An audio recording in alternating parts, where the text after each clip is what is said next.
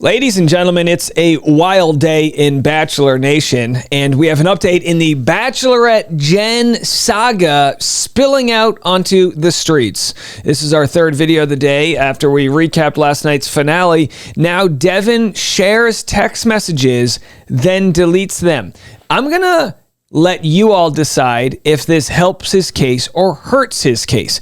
I think a lot of people with their shined up pitchforks don't think it makes a difference, but as I said last night, I still feel like we don't have the full story. If I were a judge, I would not want to make a decision only hearing Jenn's main testimony. You might say, but Dave, we heard from Devin. No, well, not exactly, and we'll get into exactly what we didn't hear. We basically got Jenn waving her finger at Devin. Again, she had her moment. She's the lead. She's the star of the show. It's about her. And by the way, gentlemen out there, you never want a lady to wag her finger like this to you.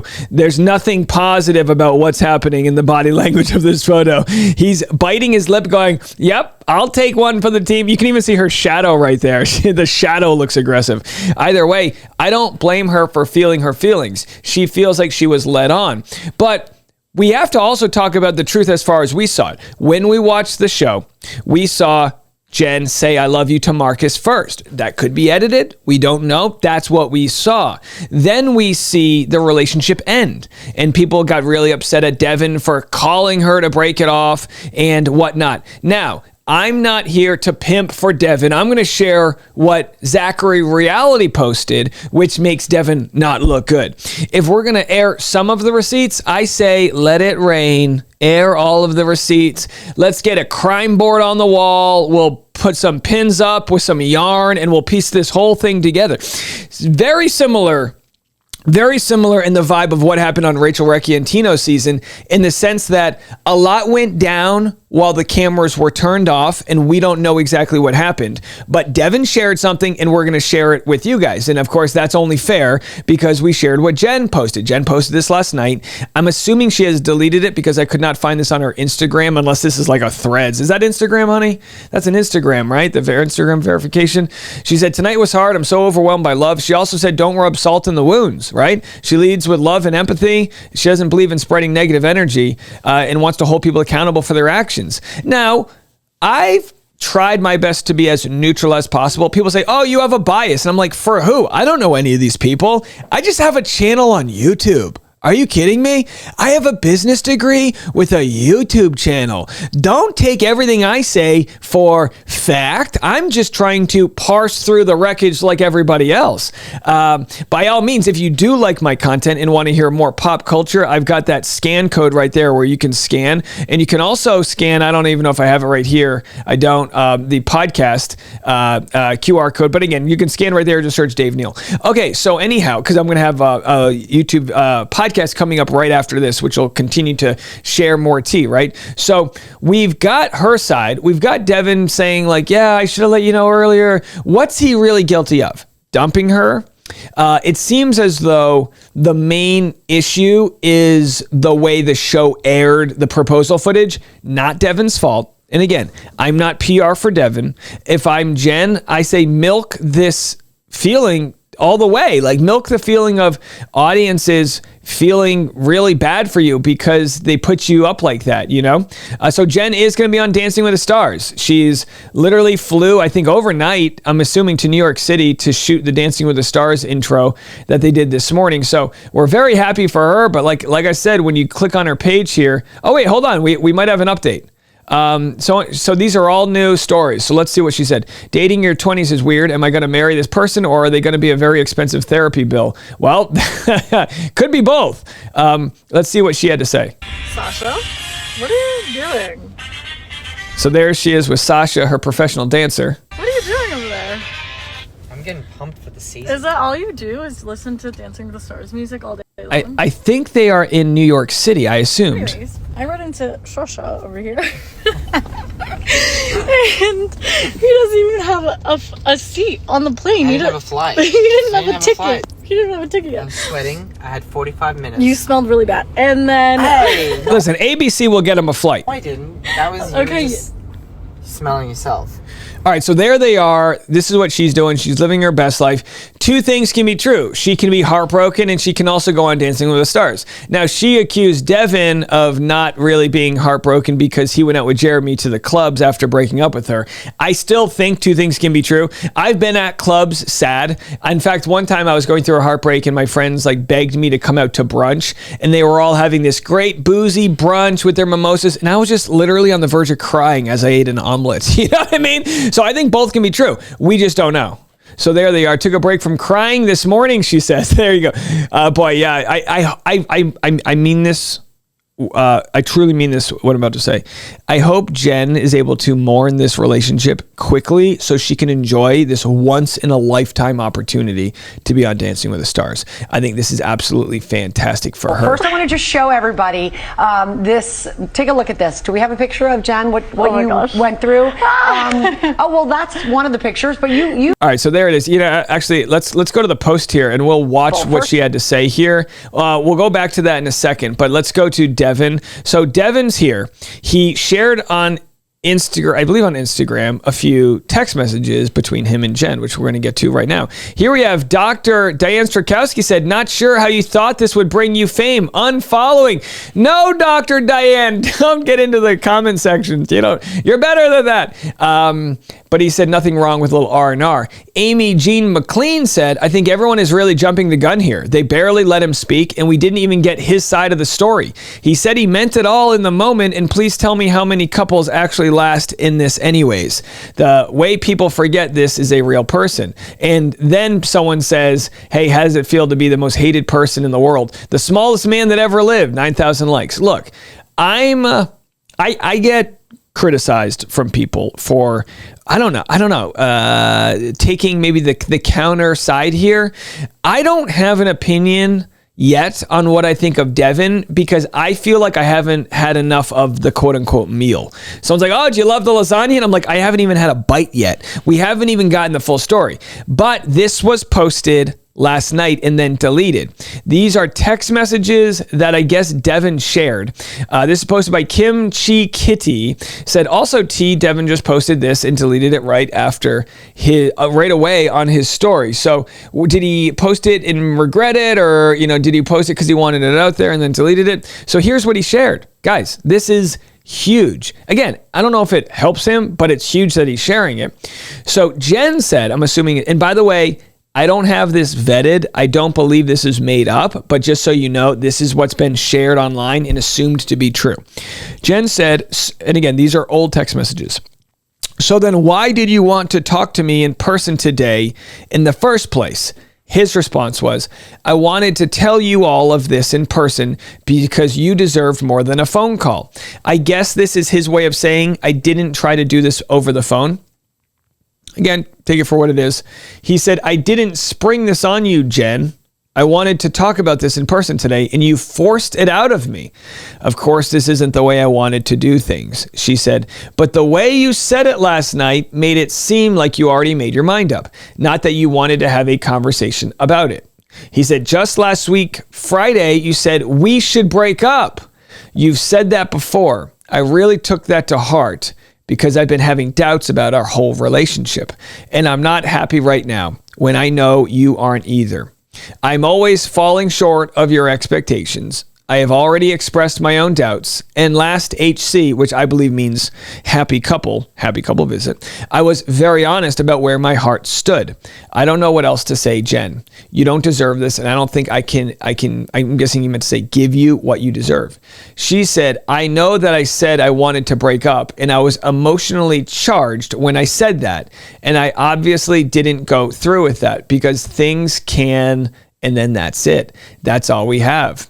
So he posted this and deleted it allegedly, but I don't think audiences, and again, Reddit has probably the most judgmental audiences, but they seem to not care.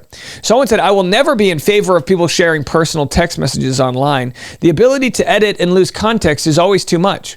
I agree with that, by the way, which is why I stood up for Clayton Echard when that stranger, now known as Laura Owens, shared out of context text messages. They continue, my only exception to this is when a woman is revealing something creepy, disturbing about a man, like if a guy is saying lewd, unwanted advances. Someone said, yeah, this was a private conversation and literally does not help anyone. Too bad his peanut brain can't comprehend this. And then someone said after that, well, what about a man, about a woman, cough, cough, Blake, Kaylin, cough, cough. And it does bring us back to Blake Horstman. During his season of Bachelor in Paradise, he was pretty much soft Me Too'd for what people were saying was very corrosive, if not, emotionally abusive behavior, where he led Kaylin on and he was double, seeing other women. And in order to prove his character right, he released text messages that people thought were wildly damning at the time. Now, I don't think these Devin text messages are wildly damning, but the text messages that Blake released proved that he wasn't the aggressor trying to canoodle all these women and do this or that.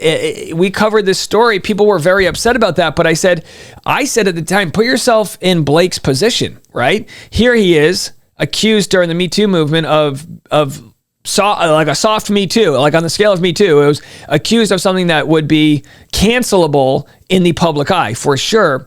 And he said, no, I'm not going to go down that way. The question with Devin is, does Devin have receipts?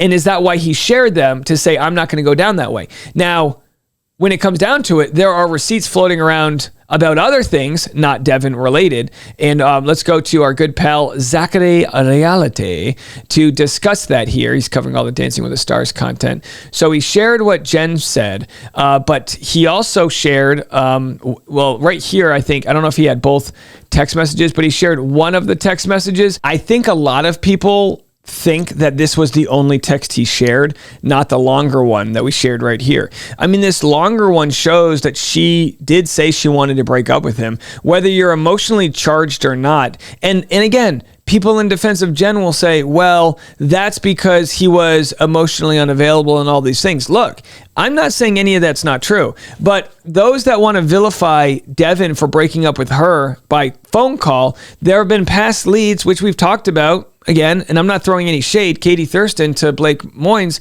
who broke up by phone call. Of course, in that scenario, she didn't want to fly to another country. So I totally we all understood her phone call reason for breaking up. Now, can we understand Devin's phone call reason for breaking up to say, I wanted to do it in person? I say this, look, here's the deal, right? If you're going to share one of these text messages, open up the book. Open up the book and just share it all so that people can get, because look, folks are going to forget the ins and outs of why they hate Devin. And if there is information about why Devin feels like he's being mischaracterized, again, I don't know if this is true, but if there is information, someone said $1,000 says he made this text convo up. I'll take you on that bet. I feel that if there's more information that defends Devin, he's going to want to get that out. I wanted to share what Zachary said last night. He posted this right here. This was a DM he received on August 20th.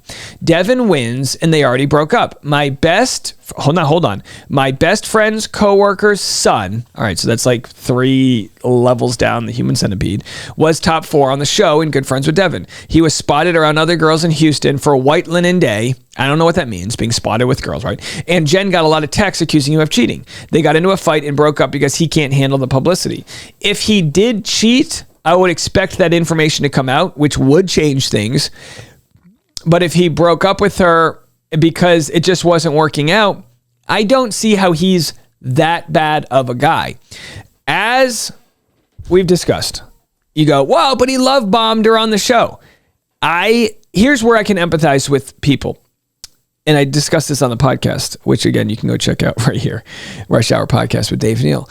I think it must be very hard when you're on the show to know the difference between wanting to win and being in love. I think that must be very hard because in both cases, winning and love, you have a lot of dopamine. And by the way, maybe our friend Dr. Dan Sterkowski knows a little bit of something about this. Maybe she wants to jump on. But when you feel like you're winning, like you get the first impression rose. When you feel like you have a place in the hierarchy, you feel a sense of belonging. So I don't know. I think it's a tough scenario, but I think we've all been in scenarios where once you've won the person and you start dating, you're like, oh, this wasn't it. Once that dopamine wears off, you go, this wasn't it. For the people that will inevitably have something negative to say about this take, I just say, let's just keep on working hard to have some empathy for everybody, as Jenn wished, and know that we don't have the full story.